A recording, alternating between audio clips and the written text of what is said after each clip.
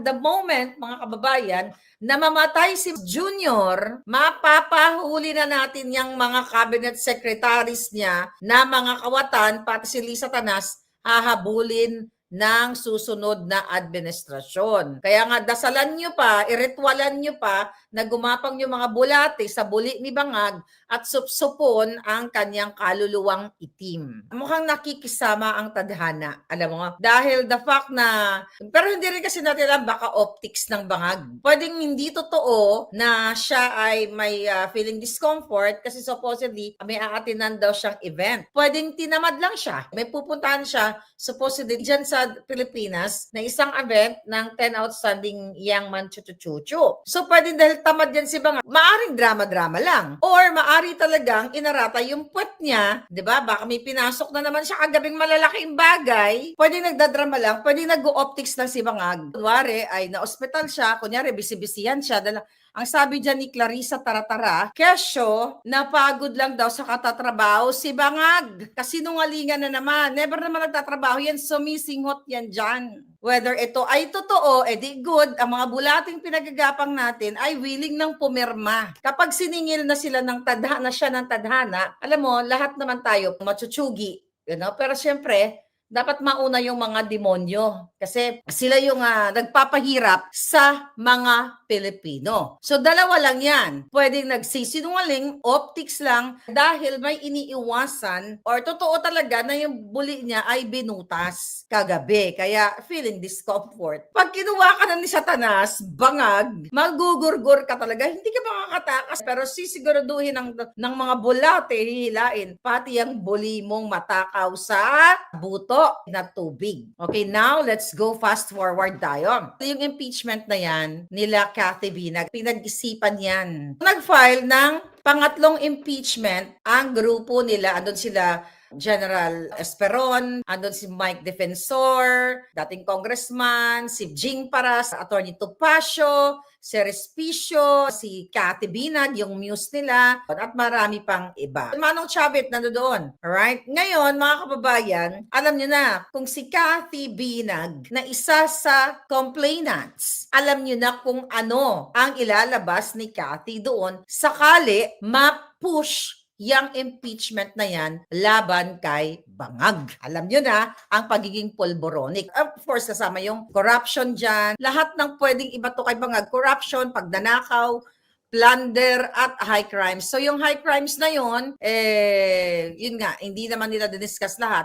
Pero ang punto de vista natin dito, mga kababayan, ang daming grounds para ma-impeach si Bangag. The problem, hindi tinanggap ng Secretary General ng House of Representatives. Ang Secretary General kasi nila, hindi ko nga alam, the other day ko lang nalaman, I don't know, check nyo nga kung kailan in-appoint dyan ni Bangag si Cheloy Garafil. Kilala niyo naman yan si Cheloy, di ba? Na dating sa PCO, then hinire siya in-appoint siya sa MECO, and now nandiyan dyan as Secretary General dyan sa Congress. So alam niyo na kung bakit siya nandiyan dyan dahil tao siya ni Bangag. Ito na. Before we start, and I do understand, could we have a moment lang na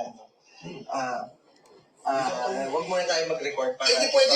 This is a public office. Ayaw magpa-record.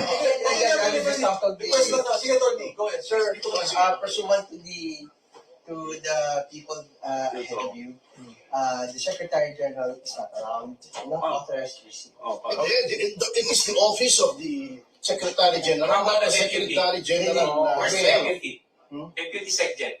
Sure, I'm the Executive Director. I am the next in line. Yes. So you should receive. You should receive. Yes. Bautista first. If the case of Bautista impeachment, it's the deputy will receive. Yes. Yeah. Okay, I'm not here to argue. I don't wish to. Yeah.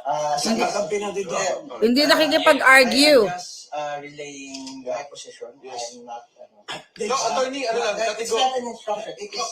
Yeah. I am not in a position to receive it. But in the case of... Okay, hindi ko na tatapusin kasi mahaba to. Panoorin nyo na lang na kay Attorney Respicio yan. I will comment about that. Okay? So panoorin nyo kay Attorney Respicio at saka na sa Nightline News.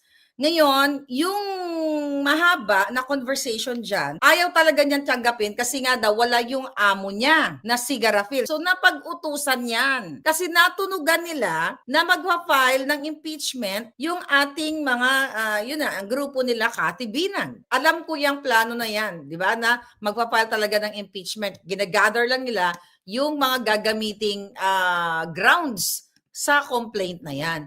So diyan kung mapapanood din nyo yan mamaya palangga ng buo, ay hindi talaga tinanggap yan.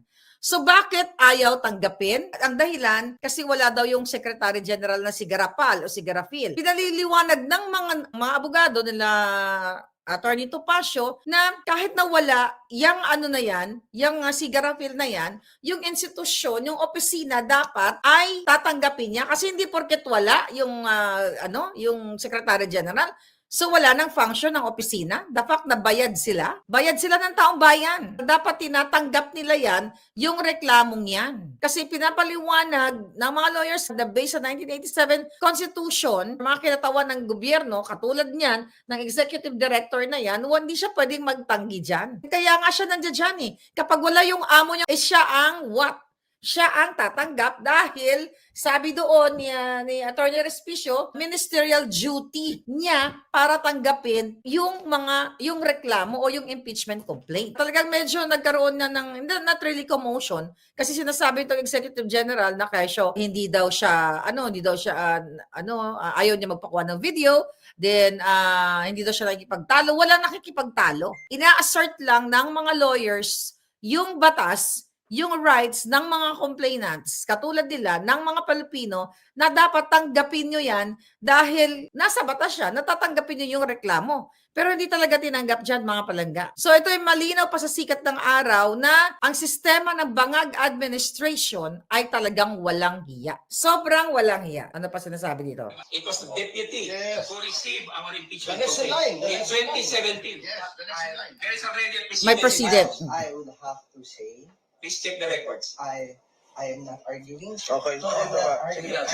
Thank you. I'm not even raising my voice. Yeah. Thank you. I am just manifesting. Okay. I am in not authorized to receive. Actually, Attorney, may takot to eh. question now. May decision. For the Okay, record. ako sir, I'm just saying, I'm not arguing. Sir. It's They're not arguing. Attorney, question lang. Can it be received ministerially lang? Kahit not you, but Because it's someone? ministerial. No, sir. No one is allowed. Again, the previous each other happened, right? Yeah, okay. I have nicely. But why did you receive the first one? No, I have not received. No, but what is the legal basis? Wala naman legal. We're not No, arguing. no, which one, sir? Merong first impeachment complaint na nandun na sa office. Kay Attorney Jesus. Ay, she was here, sir. Okay. So, ibig mo sabihin, by the simple expedient of not being here, hindi kayo pwede mag-receive? Is that your stand? Sir, I'm just saying. I'm not authorized. I'm not arguing, I'm asking you.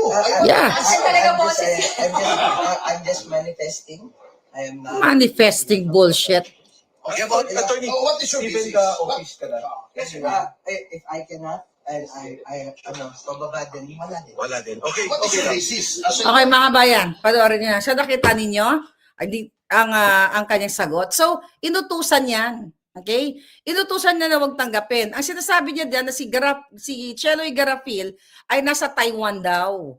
At ito daw ay tumanggap ng award. So sinasabi din nila Topacio na mayroong one China policy na yung mga let's say cabinet secretaries o yung may mga malalaking posisyon sa gobyerno katulad ni Garafil ay hindi basta-basta yung pumupunta ng Taiwan because of that one China policy.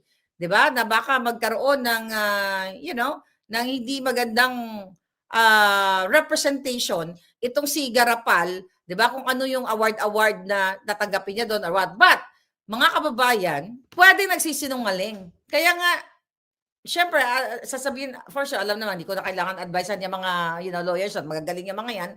Pwede yan dalhin sa Korte Suprema. Alamin kung talaga bang si Garafil o si Garapal ay nasa Taiwan. Kailan siya umalis? Yung record sa immigration. Anong ginawa niya? Anong award? Totoo bang may award? O nagsisinungaling lang?